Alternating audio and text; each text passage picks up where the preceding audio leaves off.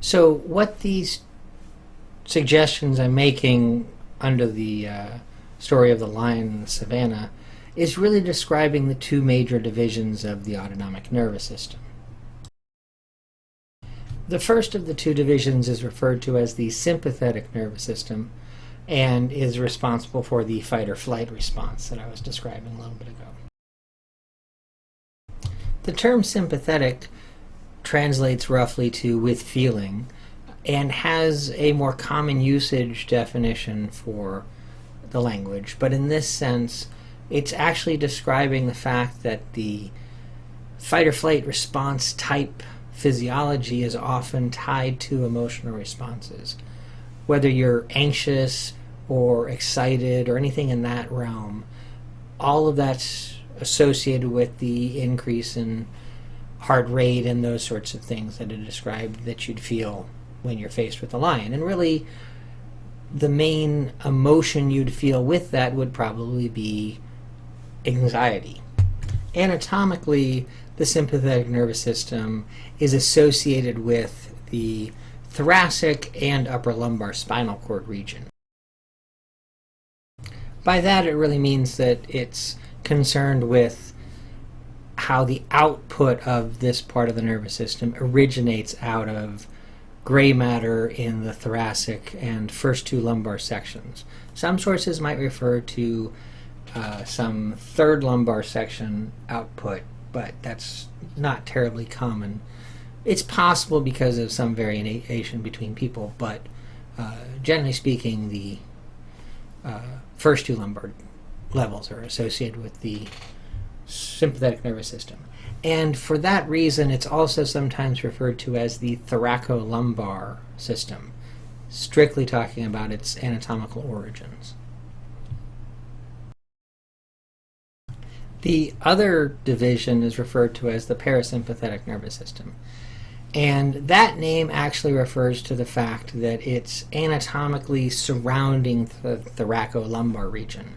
It's partially in the brainstem and partially in the sacral spinal cord. It doesn't refer to it being related to feeling necessarily, just its anatomical relationship of being around the sympathetic nervous system. Similar to how the sympathetic nervous system has an anatomical name, the parasympathetic nervous system can also be referred to as the craniosacral system, again referring to the source of its output origination. Now, in the pictures I just showed you briefly, there was quite a bit more information going on, and we'll get back to what that's about. But before we do that, I want to set up an explanation of what that information is going to be about. And we're going to describe the reflex arc of the autonomic nervous system. And as we do that, we really only pay attention to the motor output side. A reflex arc is going to have sensory input and motor output. The sensory side of an autonomic reflex arc, while it's important, is not as relevant as the motor output side of things. And there's two reasons for that. First, the sensory arm of the reflex arc doesn't differentiate anything terribly clearly. First off, some of the sensory input to these reflexes is what we more commonly think of as somatic sensory input. There are certain reflexes that are stimulated by visual input through photoreceptors in the retina and that sort of thing. There are others that are dedicated to it, such as stretch receptors in blood vessels, which are going to indicate blood pressure. We certainly don't have a conscious somatic perception of our blood pressure, but still that's one way that it kind of makes it hard to differentiate things based on the sensory side. So we're not going to talk about that so much here. Also, the reflex input to autonomic reflexes is usually the same for either the sympathetic or the parasympathetic side, and so it's really the motor output that defines them. So we're going to concentrate on the motor output aspect of those reflex arcs. Before we go into them directly, let me just illustrate the idea of reflex arcs a little bit more first. This image illustrates the somatic efferent pathway, or the motor output of a somatic reflex. This could be a withdrawal reflex from touching a hot stove or something like that. A neuron in the ventral horn is going to send an axon out through the ventral root and the spinal nerve system out into the periphery to make a neuromuscular junction onto a skeletal muscle fiber and cause contraction of that muscle fiber directly. That's a somatic efferent pathway. It's a fairly direct connection as far as the nervous system is concerned. The autonomic efferent pathway, the motor output of an autonomic reflex arc, is different. There's two neurons involved. From the central nervous system, a neuron in the lateral horn of the thoracic and upper lumbar spinal cord for the sympathetic system, or the sacral spinal cord of the parasympathetic nervous system, or a cranial nerve nucleus for the parasympathetic nervous system, is going to project out to a ganglion in the periphery.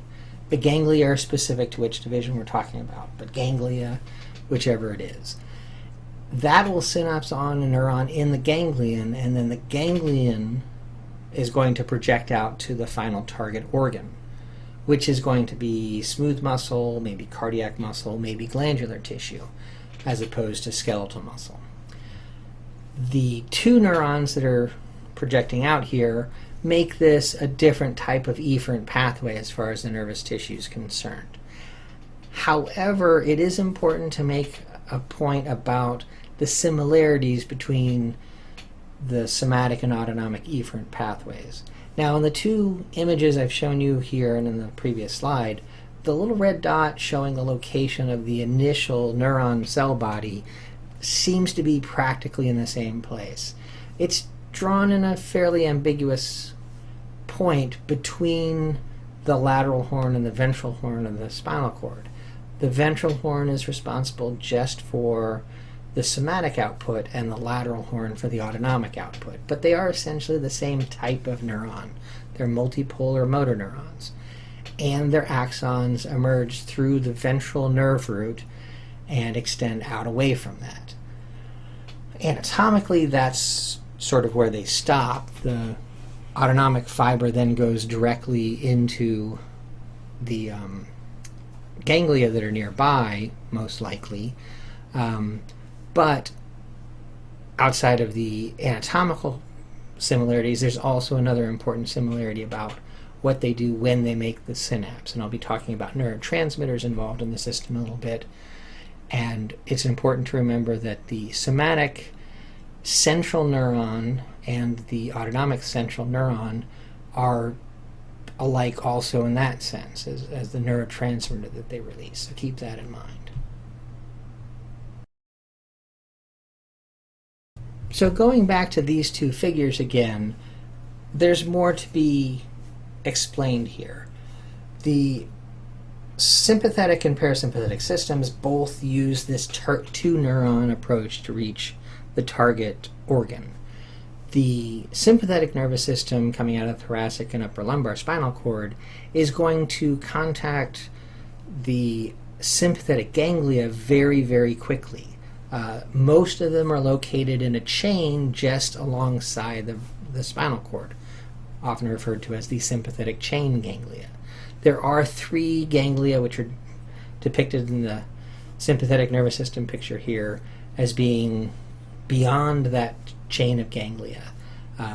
The neurons will continue on from there, from the central nervous system, past the chain ganglia and continue to synapse in the ganglia beyond that. Those three ganglia are often referred to as the prevertebral ganglia, referring to the fact that they're just anterior to the vertebral column, and they're named here in the figure. So whether it's the chain ganglia or the prevertebral ganglia, the sympathetic ganglia are all near to the spinal cord, and then the postganglionic fiber going from the ganglion to the target organ is, relatively speaking, a little bit longer. The parasympathetic system, which is depicted here again in the brainstem and sacral spinal cord areas, is shown in relation to where the thoracolumbar spinal cord is, and the chain ganglia are still drawn in that figure. However, the central neurons sending axons out to the ganglia are depicted in blue, and they're just going out to the ganglia there. There are a few ganglia located near organs in the head. They're depicted as separate circles here in this picture, but they're all very close to the target organ, whether it's the eye or salivary glands or those sorts of things in that area. The ganglia in the rest of the body trunk aren't depicted so much here, especially not as independent circles, but often what they are considered to be is part of those organs. They're in the wall of the organ. Most often the parasympathetic ganglia are referred to as the terminal ganglia, referring to being at the, quote, end of the line, although actually there's a little bit further for things to go from there.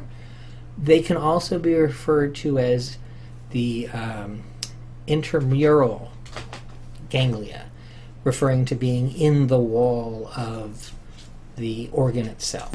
A convention that's used in these pictures is important to pay attention to is the line going from the central nervous system to the ganglion is drawn in as a solid line, and the line going from the ganglion to the target organ is drawn in as a dashed line. We refer to those lines as the preganglionic fiber or the postganglionic fiber. The preganglionic fiber is the central neuron in the spinal cord or brainstem that synapses at the ganglion. The postganglionic fiber is the axon of the neuron in the ganglion, which then connects to synapses with the target organ. There is an error in this picture that I want to point out, which is if you look closely at the celiac ganglion, there seems to be a synapse where there shouldn't be. If you look for the adrenal gland over on the side where the target organs are, there's a dotted line going to that.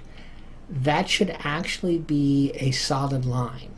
If you follow back where that dotted line comes from, it looks like it's coming from a ganglionic neuron. It really should be coming from the spinal cord itself. So a solid line leaving the spinal cord should go out through the greater or lesser splanchnic nerve, pass through the celiac ganglion without making a synapse, and go all the way to the adrenal gland. The adrenal gland is a special situation in the sympathetic nervous system, and really this is talking about going to the adrenal medulla, the middle of that gland. It acts sort of like a ganglion for the system. It's just its own special thing, and I'll talk about that in a little bit more detail later on.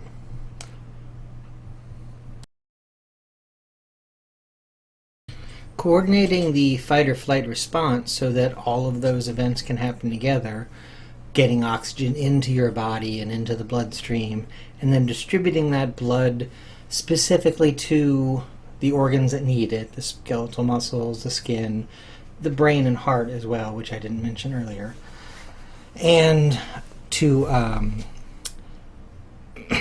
keep the digestive system from being overactive, and helping thermoregulation, keep the body cool during exertion. For all of that stuff to happen together, the sympathetic system needs to have a means to spread its activation a little bit wider. So for a single neuron in the output side of the sympathetic reflex arc, the preganglionic fibers can actually do a few different things. The fiber could just exit the spinal cord through the ventral root and go directly into the chain ganglion right there at that level and synapse on the ganglion neuron there.